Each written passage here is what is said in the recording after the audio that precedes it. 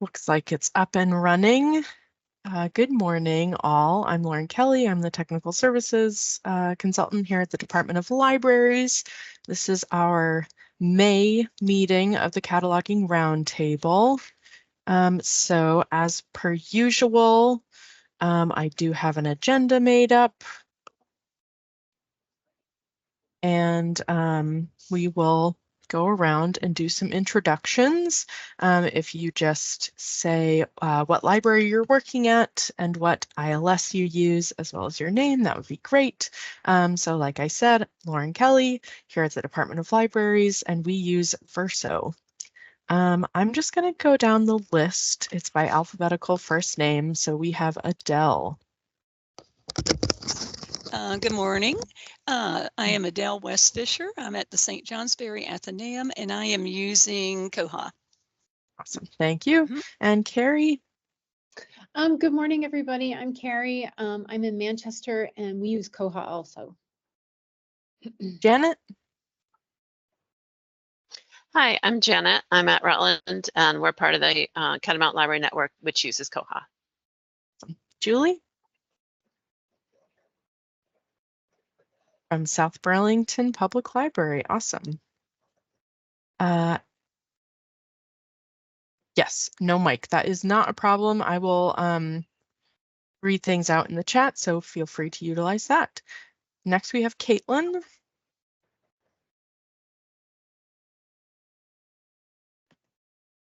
Can you hear me? Yes. I'm Caitlin Epstein, Essex Free Library. We use Koha. Awesome. And Sandy? Hi, I'm Sandy. I'm with West Hartford, and we use Koha. Awesome. Thanks, everybody, for introducing yourselves and saying what ILS you use. Always helpful. Okay, I'm going to share today's agenda. And hopefully, I always link the agenda. I try to keep it up to date on the LibCal place that holds the link to join today. So I will post a finalized version on the website as well. But yeah, so here we are. We talked about introductions. Just as a reminder, the next roundtables will be August 27th and then November 26th.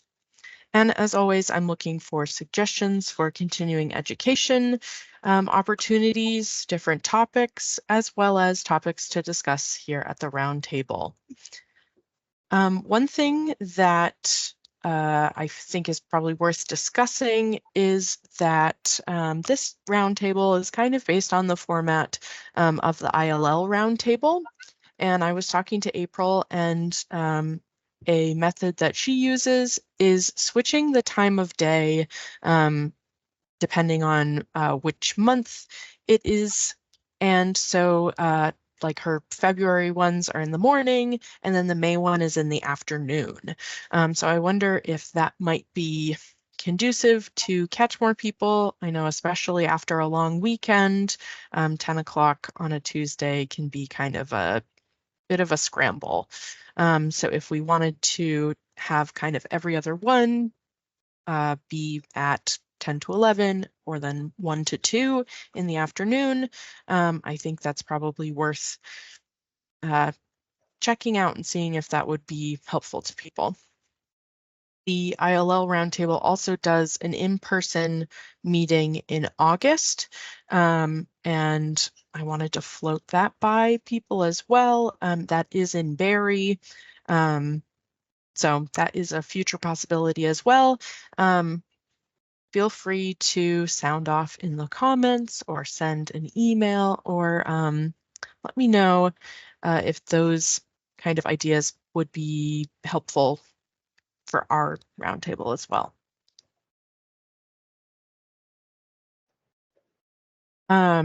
So part of that thinking came from seeing people at the VLA conference last Monday at Killington, and I popped into the kind of tech services unit of that, and heard about several reclassifying projects.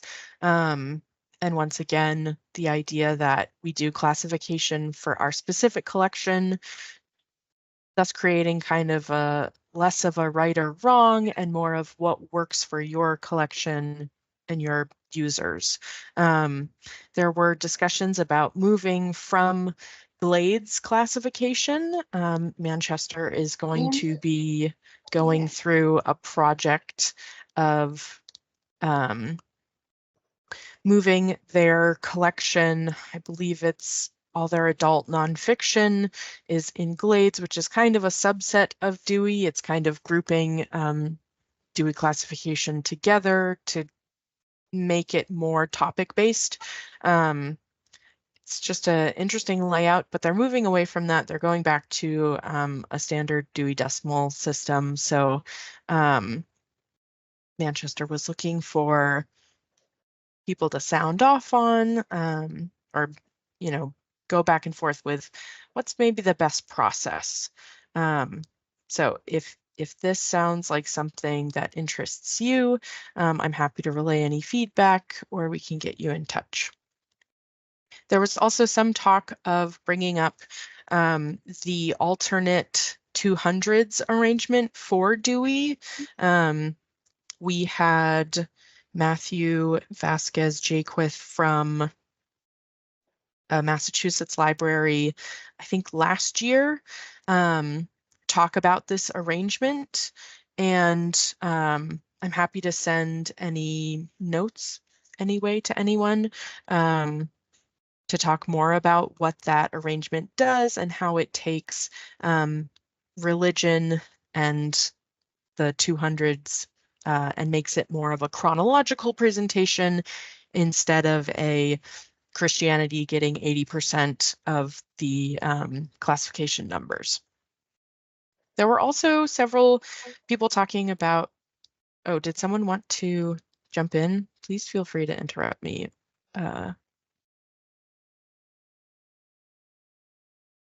No, but I see Julie has put in the chat that they'll be starting an OCLC reclassification in July. So excited to start after months of planning. Awesome. I'm interested in the months of planning because there's always a little bit of discussion about, you know, what step needs to happen first. Do books need to come off the shelf, get relabeled? And then, you know, there's always space constraints. So I'd be interested in hearing more about that. I'm sure that your experience thus far could help with other people. Maybe for the next roundtable, if you want to give us an update on that, that would be really fun to hear about. Like I noted, people are talking about moving graphic novels. Some libraries have their graphic novel collections. You know, I'm not sure exactly of the audience, whether it's just like juvenile or youth graphic novels, but moving them out of Dewey, either creating their own section. And then on the flip side of that, there was a discussion about moving biographies into a nonfiction section using Dewey, which I thought was really interesting. Apparently, the biographies on their own were not kind of getting looked at as well as maybe the nonfiction section in general. So I thought that that was interesting to hear about.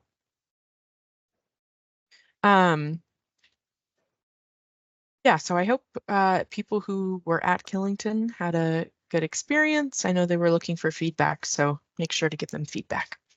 A question that I got via email to talk about was about cataloging wonder books, which are getting more and more popular.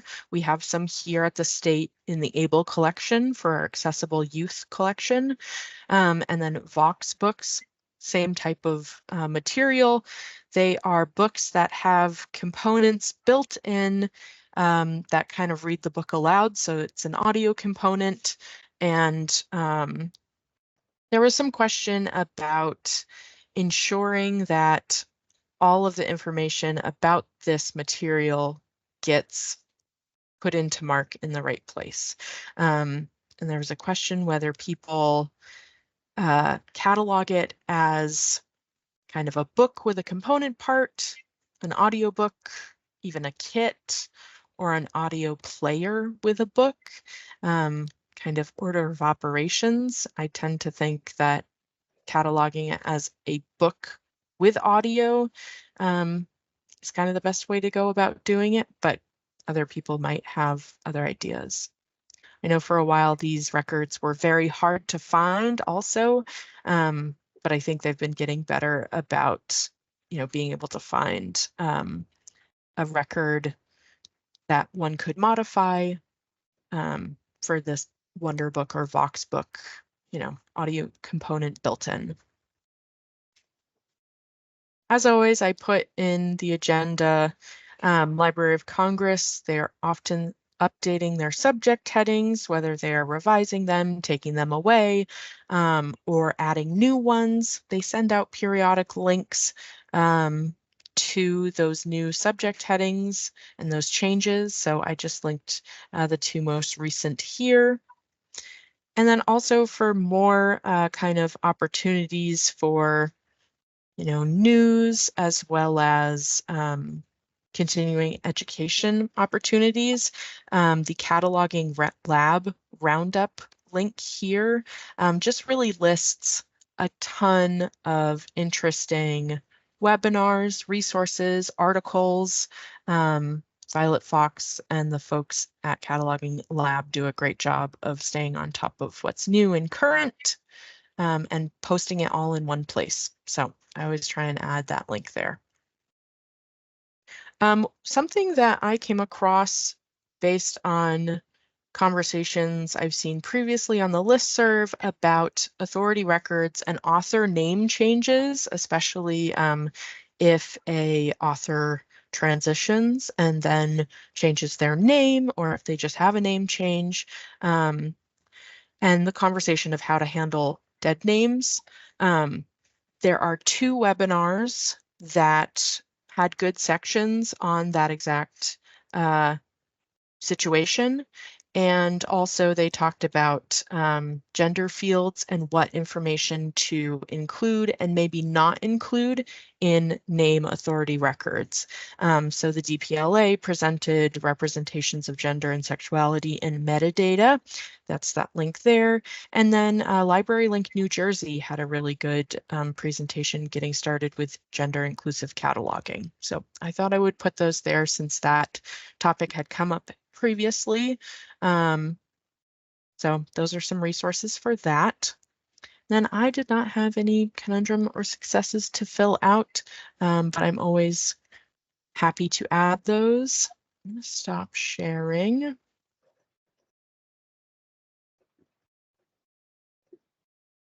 So today's meeting might be short. That's all I had on my agenda. If people have things they want to bring up, if they want to share any insights that they gleaned, maybe from the VLA or a recent thing that has been going on in their library, we're happy to hear it. If you want to use the hand function, if you want to just come on mic or camera, up to you. We really can open the floor to anyone. Yes, Jill, I see your hand. So from our catalog meeting in April, it's still a conundrum within CLN, and we had a thorough discussion, and I've emailed Aspen, but I have not heard back yet. So here's my question. I can't remember what we decided. I think I know. When you have a hardcover title and you have the same title in paperback, not mass paper, well, it could be, I guess, but paperback, and maybe they're off by 6 pages, maybe the paperback's a centimeter too small, or maybe it's perfect. Yeah. Are we supposed to put both barcode, both ISBNs on the same record? Because I believe it will not show up as a paperback. But Janet's on here, she might know as well. I can't remember. I thought we said different ISBNs, different record. Do you remember? I think generally, I think it the largest takeaway was that it is something that the consortium can decide on. My personal feeling on it is that you should have one record representing one edition or format. So kind of, yeah, one set of ISBNs for one item for one record. That, And that's how. I believe it's also because of Aspen and how it puts forth for patrons to see it. That's what I took away from it, and that's what I think I've been hearing for a long time. But many, and I think some were not at the meeting, have been posting on Basecamp, so I just wanted to clarify it. Thank you. Yeah. Yeah. Yeah, I'm going to make a note of that on the agenda.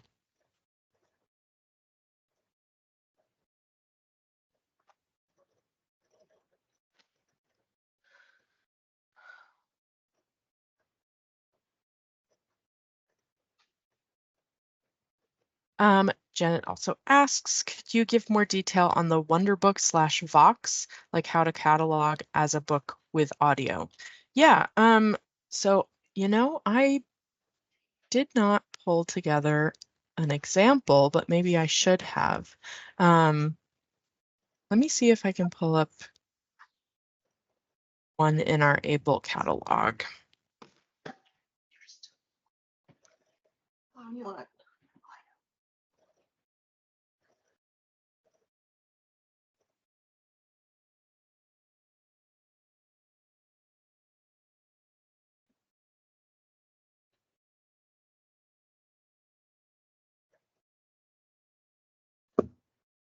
Okay, so I think that one of the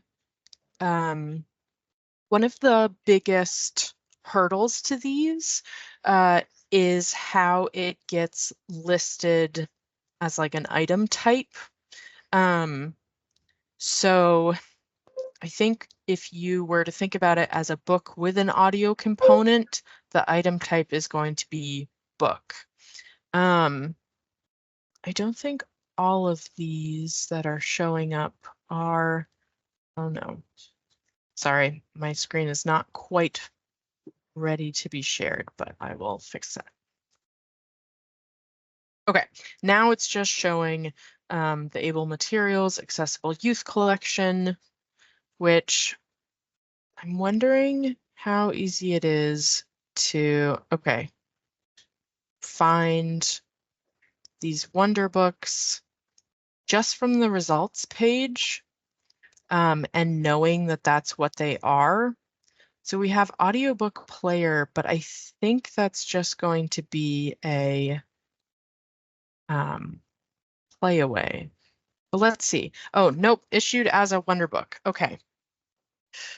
A preloaded audiobook player permanently attached to a hardcover book. So this is spelled out here in a 538.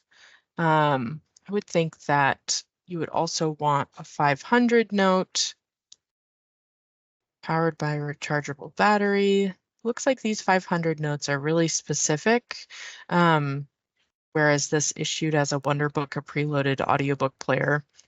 Spelling that out really clearly is really helpful. I'm also wondering if one could add something to the title using brackets. That could be helpful. Here, the language in the 300 field, one audio enabled book, stating it's one volume, it's unpaged, there are color illustrations. And then in our 300s, in our RDA fields, the 336 is repeated with spoken word as well as still image. I would assume that there's text as well. It's kind of interesting that 336 text is not in there. I don't know this book in particular, but seems like it should be in there. We also have audio, unmediated. I think that is pointing to the fact that there is text as well. So I would go into this record and add that. The catch-all for things that, you know, fall into that category of other, it being an audio enabled book. There is a volume, so it is still a physical book. And then there's also, you know, a little bit of digital audio file, but these are the non-required fields for that.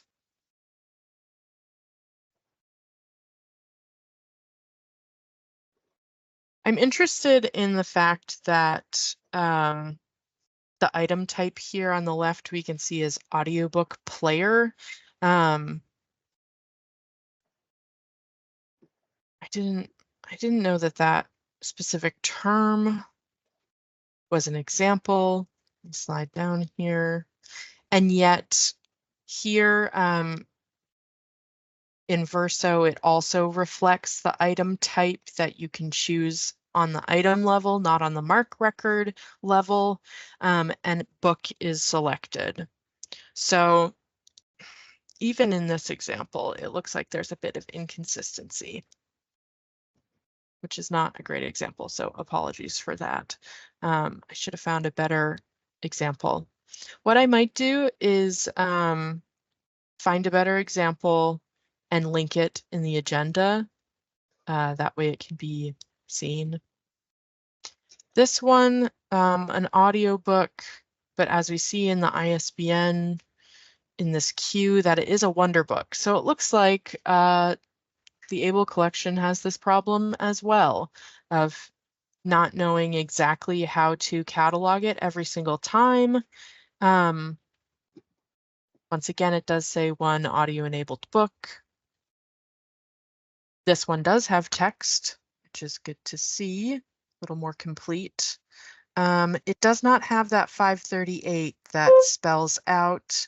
Instead, it has this statement here in the 500, which is probably the best place for that. But here the item type is audiobook. That's on the MARC level. But down here below, it is book on the item level.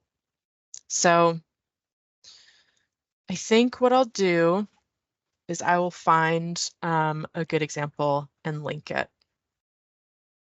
because it seems a little inconsistent, but also it's one of those things where, you know, depending on where your library decides to shelve things like that, if they're closer to the audiobooks, if they are, you know, in with the picture books, that might also kind of weigh into how it gets cataloged. But I think, you know, name of the game, consistency is key, unlike what we saw in our examples just now. So I'll find a better example and link it in the agenda.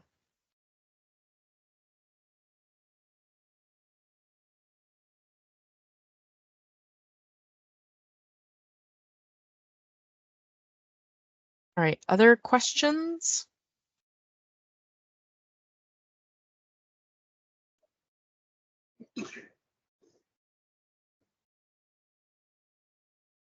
Any thoughts on moving the cataloging roundtable to alternate between 10 to 11 and 1 to 2, or maybe just moving it to 1 to 2? I don't know if that's a better time.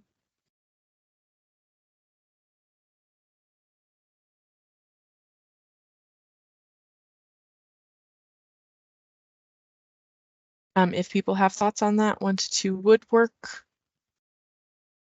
I know that at the conference, I overheard someone say, well, 10 to 11 is my busiest time on a Tuesday. So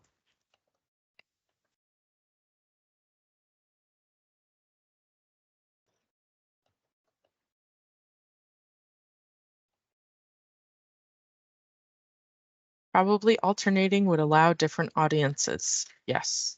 Thank you, Janet. That is exactly kind of what we're fine with either. Just needed to remember in the first place. Yeah, I try to put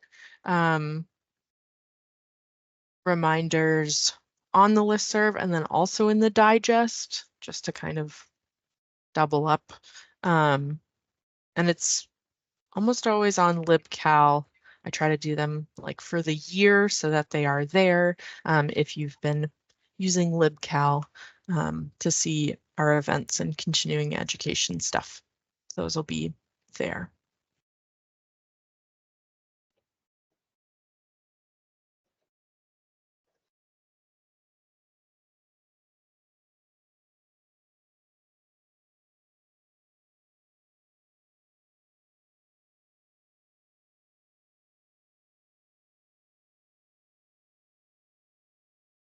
Yes, Caitlin has a question. Do you post a recording somewhere too if we missed the meeting and want to see what was discussed? Yes, let me share the website where I've been posting everything. Okay, so the cataloging roundtable kind of lives under from home services for Vermont libraries. On this left-hand panel, you can scroll down to cataloging and technical services. And then from that page here, under Learn About Cataloging, we have the Vermont Cataloging Roundtable. And there's a link to libcal, and that will have the link to join as you probably got here today. And then meeting minutes and recordings, they're all in kind of one document. Obviously, I have not updated today's yet, but for example, the one from last year, this is where the recording link lives. And then the agenda as, you know, as it actually happened. So yeah, that'll just bring you to a YouTube link. So that's on that page. And I think I'm going to start linking it at the top of the agendas. And if you don't access the agenda from the website, you can also access it through the libcal event. Although that one will not be the most complete version. I'll only update the website with the most complete version, with things like an example of a good Wonder Book or Vox Book record.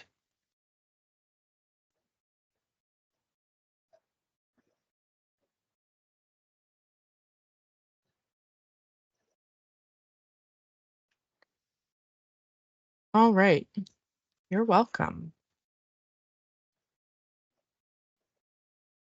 So I think if people don't have other things to discuss, we will wrap up early today. I appreciate you all joining today, especially after most of us having a long weekend and potentially your library being closed yesterday and creating lots of book drop and things to catch up on in the morning.